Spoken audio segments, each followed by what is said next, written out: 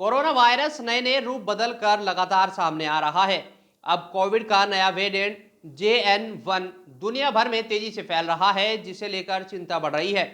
इसी बीच खबर भी आ रही है कि चीन में कोविड से मरने वालों की संख्या बहुत बढ़ गई है और कथित तौर पर वहां के शमशान शवों से भर गए हैं। कोविड का नया सब वेरिएंट JN1 पिछले महीने से दुनिया भर में फैल रहा है। नया वेरिएंट ब्रिटेन, चीन समेत कई देशों में कोविड का प्रमुख स्ट्रेन बन गया है और भारत में इसके बढ़ते मामलों से चिंता बढ़ गई है। JN1 वेरिएंट को लेकर भारत की चिंता इसलिए भी बढ़ रही है क्योंकि पड़ोसी चीन में इसने तबाही मचानी शुरू कर दी है।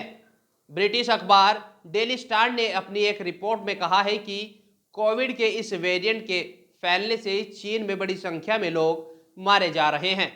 कथित तौर पर मरने वालों की संख्या इतनी अधिक है कि वहां के शमशानों को 24 घंटे काम करना पड़ रहा है। चीन के हेनान प्रांत के स्थानीय लोगों ने स्थानीय अखबारों से कोविड की स्थिति को लेकर बात की। उन्होंने बताया कि कोविड के कारण स्थिति कितनी खराब है।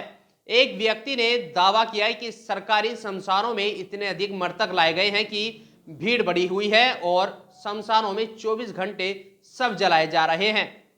चीन में कोविड से हो रही मौतों को देखते हुए भारत की चिंता भी बढ़ गई है। भारत में JN1 वेरिएंट के फैलने के बीच कोविड के एक्टिव मामलों की संख्या 4000 के पार हो गई है।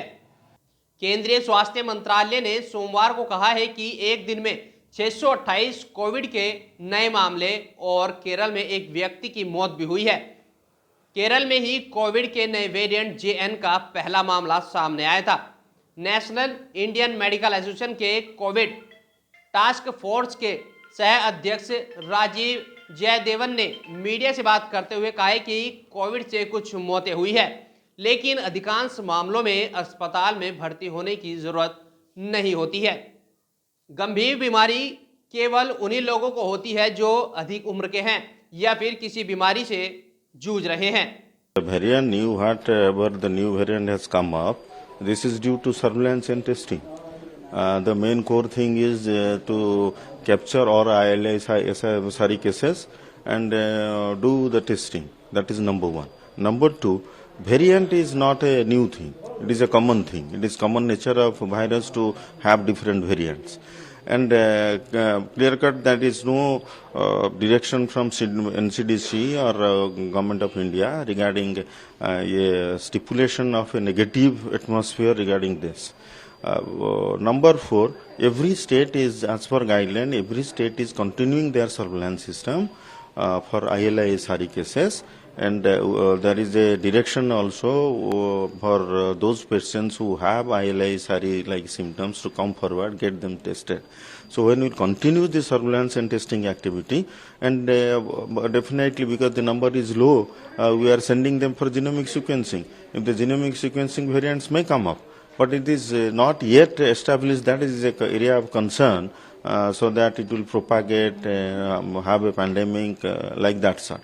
That's why the key word is the continuous surveillance on ILA-SRE cases, as per the guideline of MOHFW and NCDC, and we will be waiting and taking whatever steps to be taken for diagnosis. Number two, during COVID, all the facilities were updated. They are equipped, so far the equipment, logistic and HR person to meet the requirement of surge of cases. So at this point of time, let us wait for the detailed guideline from Government of India.